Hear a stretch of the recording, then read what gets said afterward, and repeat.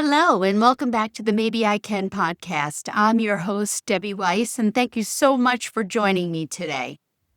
What I want to talk to you about today is the question of why are we so hard on ourselves? But before I jump in there, I just want to remind you that right now, registration for my 8-week small group coaching program, Sprinkle Forward, is open. And this program is for you if you have recently been or are going through a major life transition like divorce, losing a loved one, becoming an empty nester, retiring, or if you simply know something has to shift. You've spent years, I'm sure, investing in everyone else, and I am here to remind you it is time to make the investment in yourself. You deserve this. This is your one and only life. And together in our small group, we are going to lay out the steps that you need to move forward into your next chapter with intention. So make sure to check out the show notes. It'll give you all the information of where to go, how to join, and all the things. All right, so let's jump into it. I chose this topic because I just returned 2 days ago from the latest keynote that I gave down in Georgia for the Renew Conference for the National Board of Georgia Realtors. And it was an absolute pleasure. It was just so wonderful. The women were so warm and welcoming, and they invited me out to meet them for a drink the night before the conference, and I enjoyed getting to know everyone and just hearing about their journeys, and was just blown away with how generous they are with their time and how they volunteer and support one another. And I just really, you could feel the love and the community amongst them. So it was really an honor for me to be there. So I gave my keynote and I felt good about it. And people were coming up to me afterwards and telling me how I inspired them and sharing some stories of their next steps and their hopes and dreams. It was great. I left there on an absolute high, just thrilled.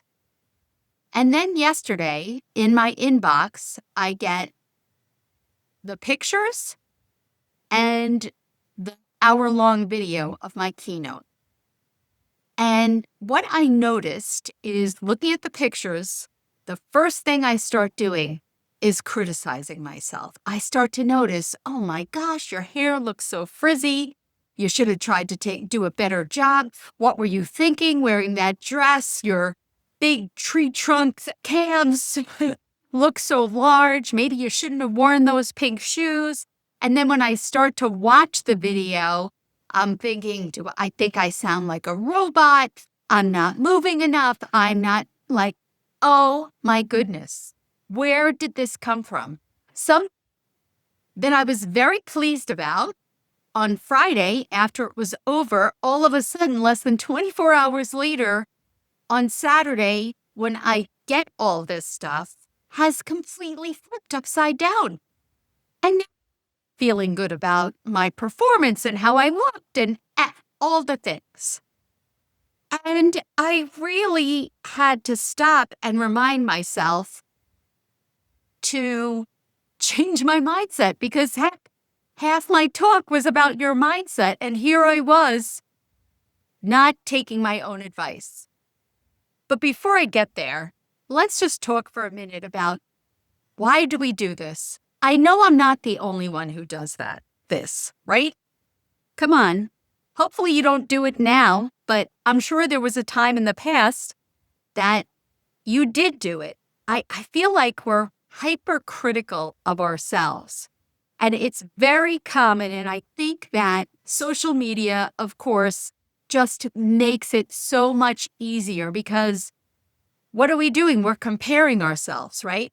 And I have to say, I could compare myself to the other speakers in the room and, oh, they felt so much more natural than I did. And they walked around and they, whatever it was that they did, and maybe that worked for them. And maybe that is something that I can incorporate. But that doesn't mean that what I did was any less or worse, or everything is not a comparison game, right? Even if somebody else spoke, they spoke on a different topic. So how can I compare what I did to what they did? It's so easy on social media, right? And I don't remember if I said this in the keynote, but we have to remember, what are we seeing for the most part on social media? Not my social media, because here I am on screen. If you're watching on YouTube, my hair's a mess. I didn't blow dry it after I exercised. I just washed it and let it dry. I have no makeup on. I'm not even wearing my good pink glasses today. I had to wear something that had blue from what I was wearing yesterday.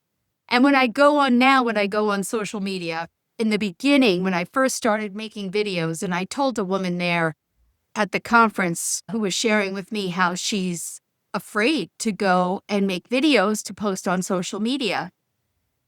And I told her I totally get it, because that was me when I first started several years ago. I had to make sure that my hair was perfect, that I had makeup on, that I knew exactly what I was going to say. I had like these little index cards that had my bullet points after I tried to memorize the minute-long, message that I was going to say.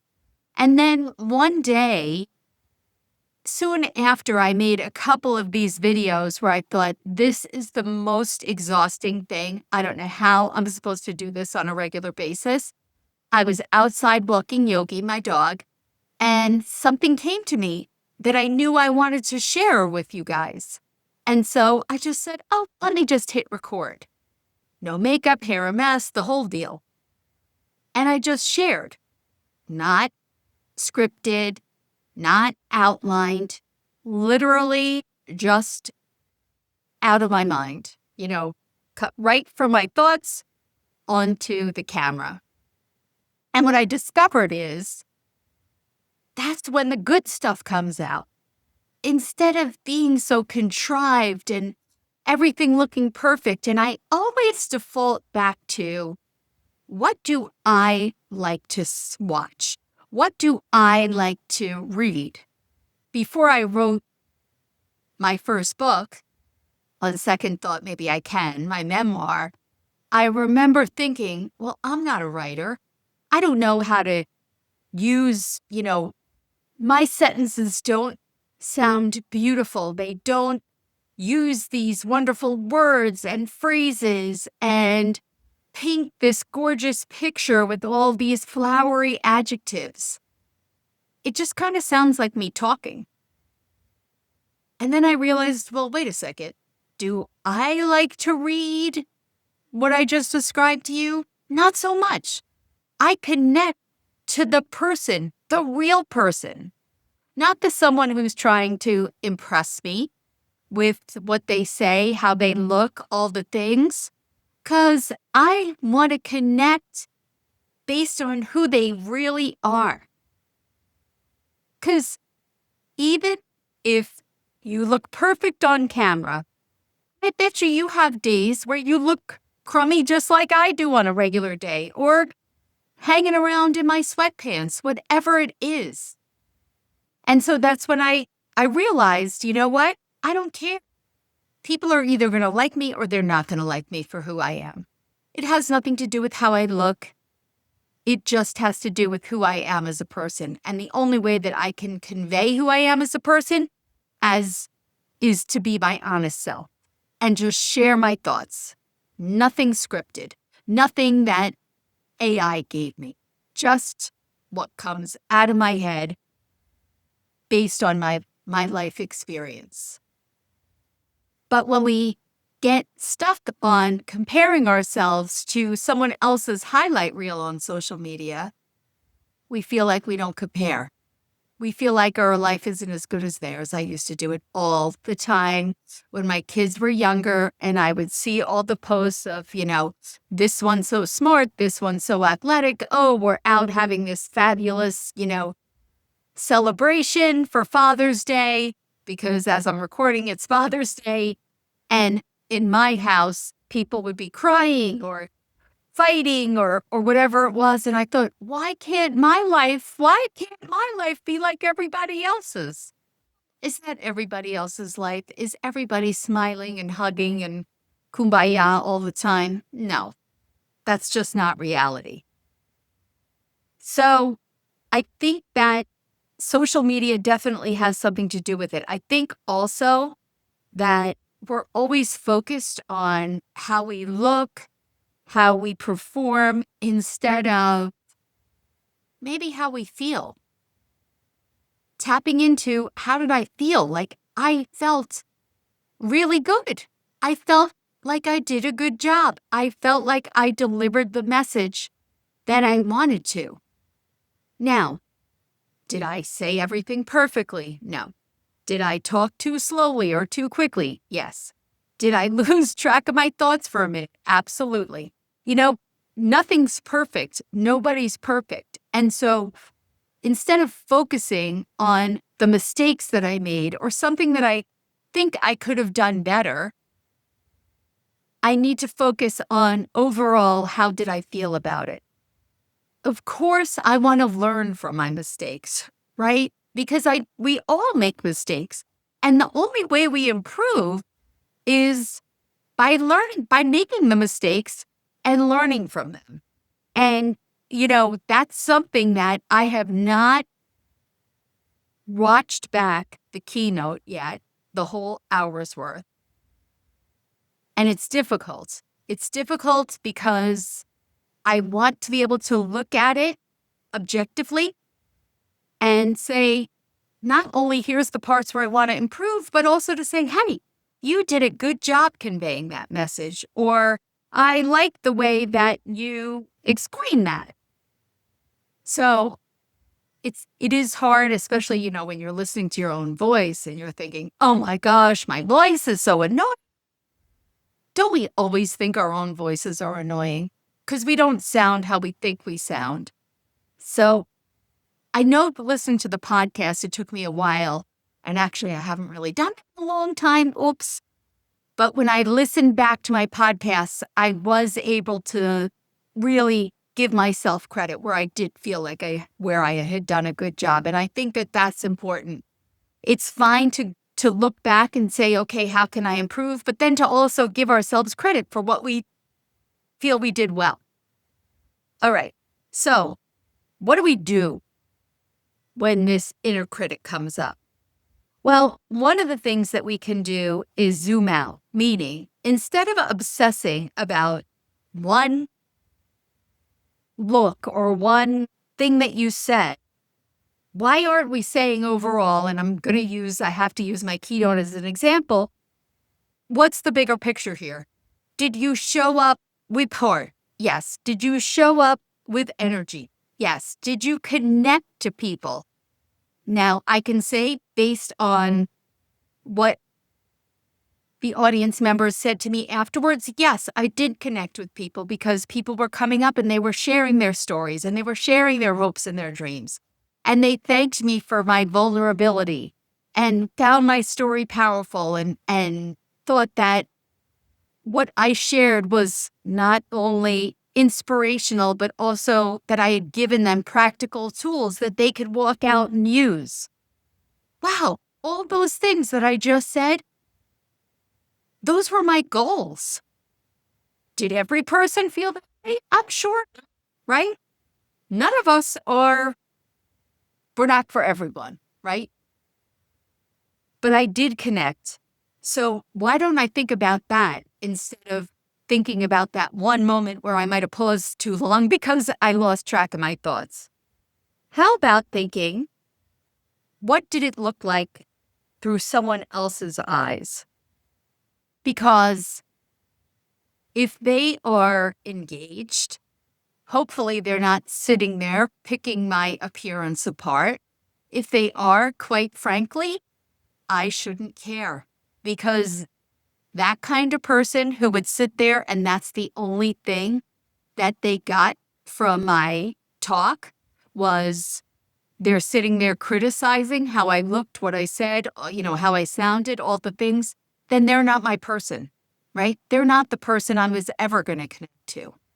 And how about the fact that these feelings that I have or that we have of not feeling like enough or criticizing ourselves, who says they're the truth? Part of my talk, I say, I never knew that I had the power. I never knew I had the power to control my thoughts. I just thought, if I thought it, it must be true. But now I certainly know that's not the case.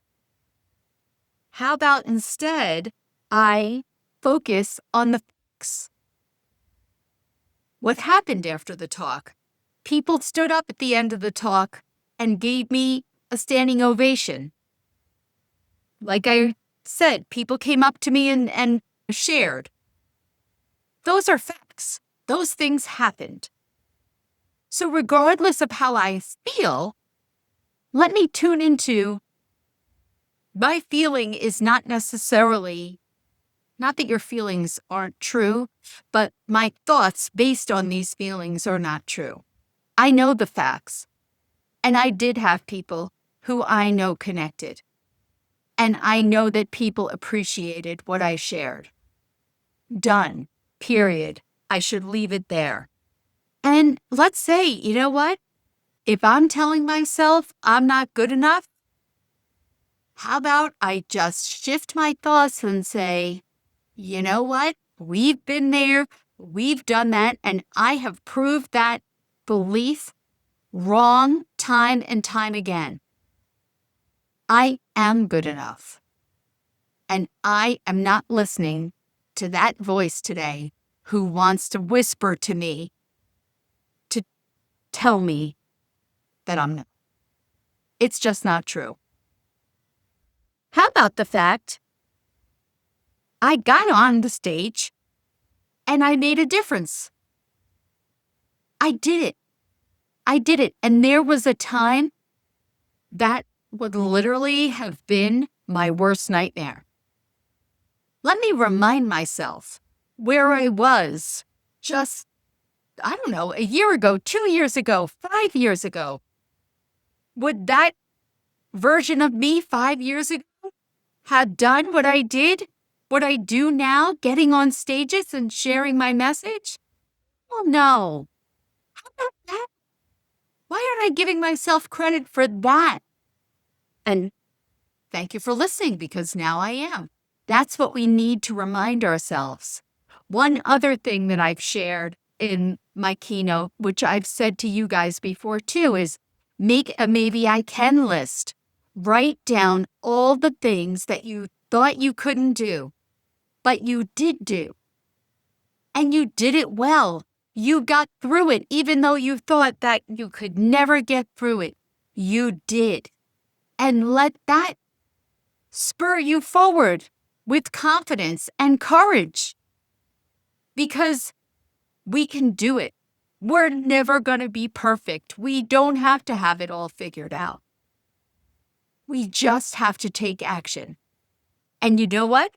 The next talk I do will be a little better, and this was better than the last talk that I did, and so on and so forth. Each time we improve. So, it's time to be kind to ourselves, right? And to just take a minute and think about what we're saying to ourselves. And I really do like the idea. I think the thing that resonates most with me is reminding ourselves, let's think here, what's fact and what's not? Because that really does put it in perspective.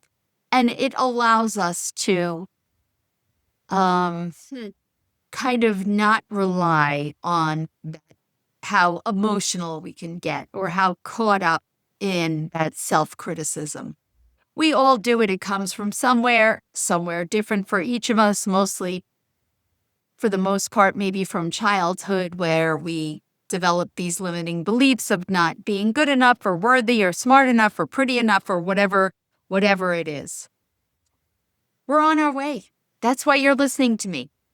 That's why I listen to other people. We want to improve, and we are improving.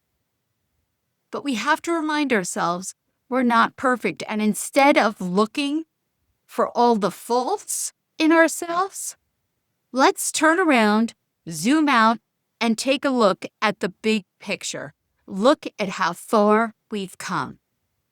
So I will say, I want you to give yourself the same kindness that you give everyone else. You would never criticize a friend like you criticize yourself. You just wouldn't do it. And you would tell her, don't do that to yourself. You don't deserve this. Why are you berating yourself like that? Be that person for yourself. Be your own best friend. Why? Because you deserve it. And as I close, just a little reminder, I want to walk this journey, this path with you. I've done it. I'm still doing it. It's not over. It won't be over until I take my last breath. So you've spent time, energy, and money on everything and everyone else. I want to remind you, it's time to invest in yourself. So check out the show notes, grab your spot to the Sprinkle Forward group coaching, or head over to debbierweiss.com and get information there. And until next week,